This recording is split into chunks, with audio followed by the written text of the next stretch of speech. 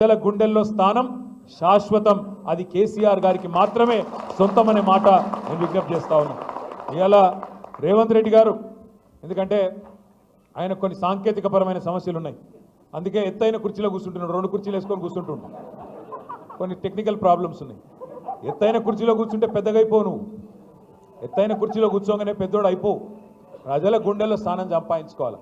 నువ్వే చెప్తీవి కదా, ఏం చెప్పినావు ఎలక్షన్లకు ముందు? కేసీఆర్ బిచ్చమేసినట్టు 10,000 ఇస్తుండు, నేను 15,000 ఇస్తా. కేసీఆర్ రైతు బంధు అంటే నేను రైతు భరోసా ఇస్తా అంటివి. మరి నేను ఇవాళ అడుగుతున్నా రేవంత్ రెడ్డి, రాష్ట్ర రైతాంగం ఎదురు చూస్తున్నది.